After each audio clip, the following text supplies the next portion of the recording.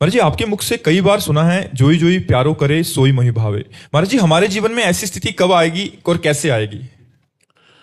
ये अहंकार जब तक देह भाव में स्थित है तब तक ये द्वंद्वों में फंसा रहता है।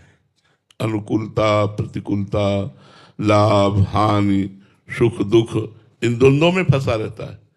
और जब ये अहंकार भगवान के चरणों में समर्पित हो जाता है या विशुद्ध मैं ब्रह्म स्वरूप में स्थित हो जाता है, तो शरीर धर्म, जो अनुकूलता प्रतिकूलता है, जो लाभ हानि है, जो सुख दुख है, जो मान अपमान है, जो निंदा स्तुति है, उसमें वो सम हो जाता है। मान है तो ठीक है, अपमान है तो ठीक है, शरीर स्वस्थ है तो ठीक है, अस्वस्थ है तो ठीक है।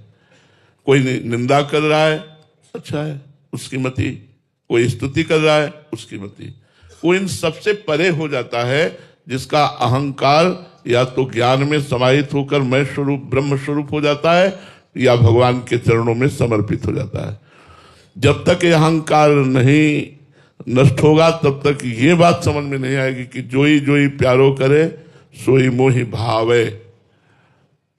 ऐसा नहीं कि सह रहे कि आप भगवान हो, अब जो करोगे तो मुझे सहना ही पड़ेगा, ऐसा नहीं कह रहे।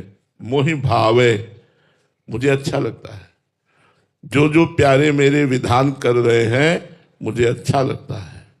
ये तभी होगा जब प्यारे के चरणों में अहंकार समर्पित हो जाएगा। और इसका साधन है भगवत प्रेमी महात्माओं का संग और खूब नाम जप और पवित्र शास्त्रों का स्वाध्याय, पवित्र ग्रंथों का स्वाध्याय।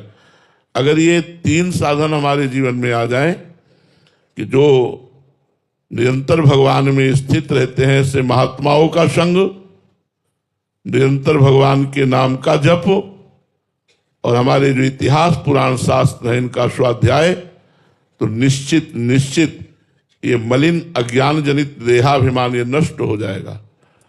और जहां देहाभिमान नष्ट हुआ कि विशुद्ध ज्ञान प्रकट हो जाता है।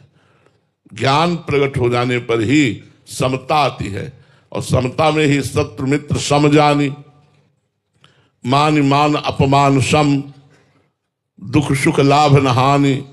यह जो कृपा हरिवंश की, वह कृपा पात्र उपासक शत्रु मित्र में समान भाव, मान अपमान में समान भाव, सुख दुख में समान भाव, लाभ हानि में समान भाव रख करके हर समय आनंद से युक्त रहता है। तो ये देहाभिमान ही मूल कारण है संस्कृति चक्र का। ये देहाभिमान ही शोक प्रदान करने वाला है। ये देहाभिमान ही जोई जोई प्यारो करे सोई मोहि भावे, ऐसा ये बर्दाश्त नहीं करता। अनुकूलता चाहता है, प्यारे के विधान में दोष दर्शन करता है। ये अभिमान ही छोड़ना साधना है। जिसका जितना देहाभिमान गलित हुआ है वो उतना ही उच्च आध्यात्मिक स्थिति को प्राप्त हो गया है। पूरा देहाभिमान गलित हो जाए तो भगवत साक्षात्कार हो जाए। तो इस देहाभिमान को गलित कीजिए साधना के द्वारा।